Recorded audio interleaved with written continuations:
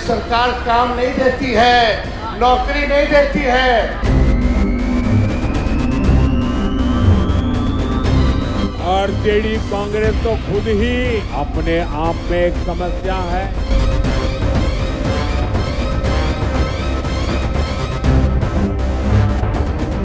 बिहार 2 दशक से भाजपा समर्थित सरकारों के बावजूद शिक्षा, स्वास्थ्य, रोजगार और गरीबी जैसे बुनियादी क्षेत्रों में देश के सबसे नीचे रखा गया है। नीति आयोग के एसडीजी के सूचकांक में केरल हमेशा शीर्ष पर रहा, जबकि बिहार का प्रदर्शन सबसे खराब रहा। बिहार में शिक्षकों और स्वास्थ्य कर्मचारियों की भारी कमी, कुपोषण और बेरोजगारी जैसी समस्याएं विकराल है। यहाँ आधे से ज्यादा बच्चे 8वीं कक्षा से पहले ही स्कूल छोड़ देते हैं। सरकारी अस्पताल अधर में लटके हुए हैं और रोजगार के उचित अवसर नहीं है।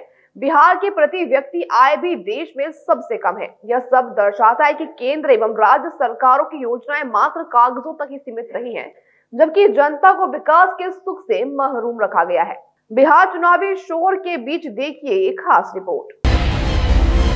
ये सरकार काम नहीं देती है, नौकरी नहीं देती है। आरजेडी कांग्रेस तो खुद ही अपने आप में एक समस्या है।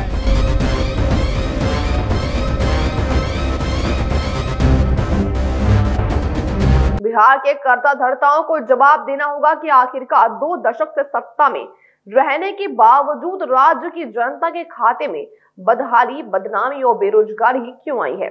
नीति आयोग, एसडीजी इंडेक्स, बहुआयामी गरीबी रिपोर्ट, ये सब और हर ताजा आंकड़ा, राष्ट्रीय सर्वे बार बार बिहार की फिसड्डी और केरल को अव्वल घोषित करते हैं। केंद्र में 11 साल से अपनी सरकार होने के बावजूद बिहार को रत्ती भर राहत या इज्जत क्यों नसीब नहीं हुई।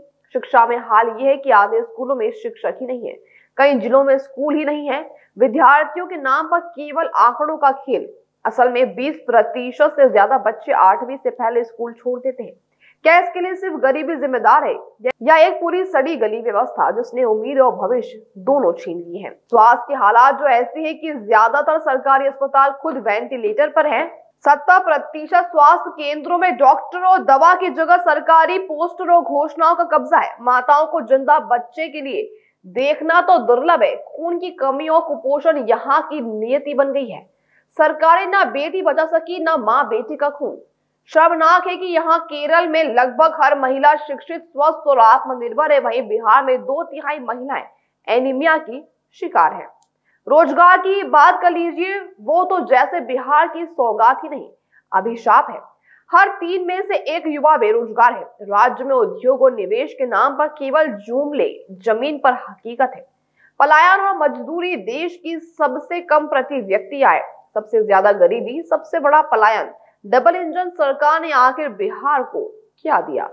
इन हालात के बावजूद हर जिम्मेदार नेता अपने माथे पर विकास का ताज पहने घूमता है। चुनावी मंचों और टीवी डिबेट में आंकड़े किसी नौजवान लड़की के मेकअप की तरह चिपका दिए जाते हैं, मगर जमीनी सच्चाई है कि बिहार के नैनीहाल मजदूर और महिला आज भी 2 जून की रोटी, इलाज और रोजगार के लिए दूसरे राज्यों की दहलीज पर खड़ा है। क्या जिम्मेदार सिर्फ गरीबी है? यहाँ कितनी हमारी माताएं हैं, बुजुर्ग लोग हैं, अपन पेट काट के बाल बच्चा के पढ़ावेला, लिखावेला, ताकि एक दिन बचवा के नौकरी लग जाए तो बुढ़ापा में वो हमारा सहारा बने। आजकल के बच्चा लोग को कोई कितना पढ़ लिया है, ये सरकार काम नहीं देती है, नौकरी नहीं देती है। लेकिन तेजस्वी आएगा तो हम सबसे पहले बेरोजगारी को दूर करने का काम करें। इनके पास बिहार की समस्याओं का न कभी समाधान था और न कभी होगा। ये संवेदनहीन लोग हैं। ये वो लोग हैं जो बाढ़ आने पर भी गरीबों का मजाक उड़ाते हैं। साथियों, इनकी ऐसी ही सोच ने दशकों तक बिहार को उत्तर और दक्षिण बिहार में बांटे रखा। सत्ता में बैठे इन 20 वर्षों के ठेकेदार से आखिर कौन पूछेगा? अगर विकास के ये हाल है तो लूटा किसने और खाया किसने? बिहार 2 दिनहीन रखने की कीमत जनता अब और कब तक चुकाती रहेगी? अब जवाबदेही दो टूक चाहिए, आकाश छूती घोषणाओं से नहीं बल्कि जमीनी सच और इंसानी इज्जत से। केंद्र और राज्य दोनों हुकूमतों के कंधे भारी हैं। वक्त है कि ये बोझ खुद नेताओं को चुभने चाहिए।